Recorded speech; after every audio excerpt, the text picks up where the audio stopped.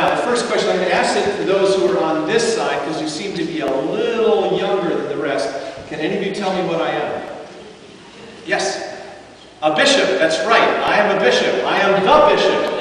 I am the bishop of the Diocese of Newark. And I visit a different congregation every Sunday, and I talk to kids, and I talk to the rest of the congregation, celebrate the Eucharist, meet the vestry, teach a class, do all sorts of things. And there are 108 congregations, and so it takes me 2.5 years or so to visit all of them. I was here about 2.5 years ago, and some of you are a lot smaller than you are now. So I'm back here again, so that's why I'm here. And I want to tell you a little bit about why I have what I have. Who can tell me what this is?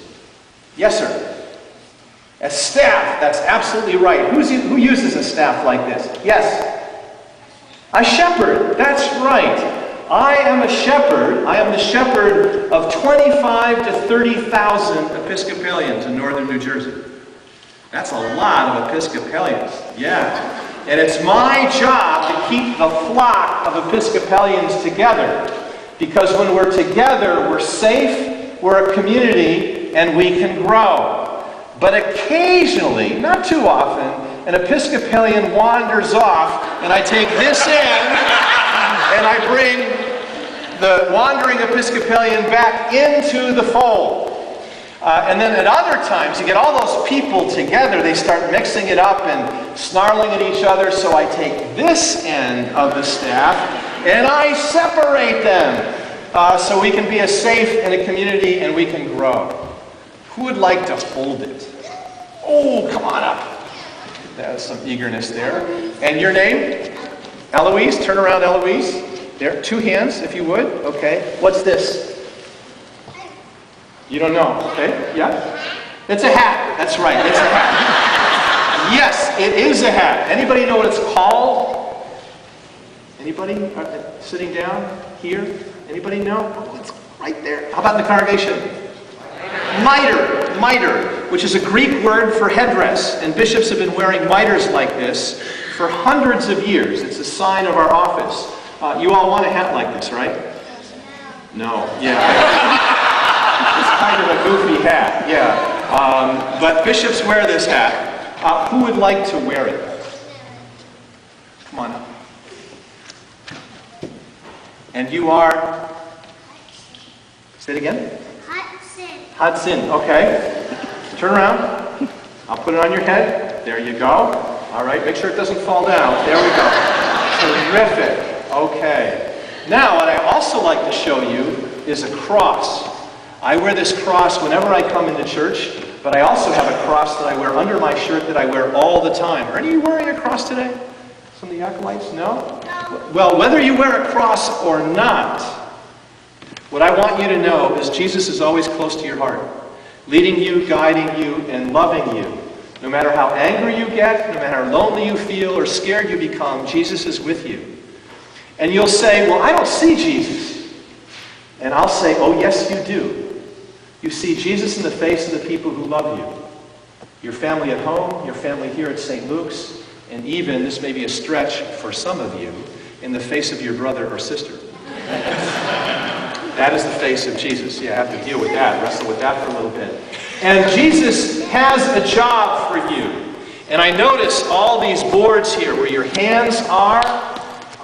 Your hands are on those boards. Jesus wants you to be His hands in the world. Jesus wants you to be His hands in the world. And He has 2 things that He wants you to do.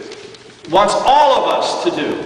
The first thing is to realize, always, that each of us is one of God's great ideas. Each of us is very special. Each of us is held in love that we can't even imagine by God all the time.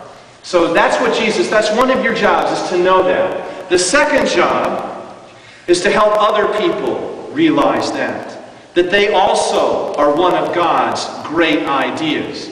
And we know how the world works. Sometimes people don't feel that way, that they're special, that people say things and do things to them that make them feel bad about themselves. Our job as the hands of Jesus is to help other people realize how special they are. And to help you with that, and I'm going to ask John to help me give these out, and the other acolytes. Liam, if you'll help out as well. I'm going to give you a cross. Everybody gets a cross. A plastic cross that you get to have. And let me tell you about it. If you put it under a lamp, and then put it under your covers, it glows in the dark.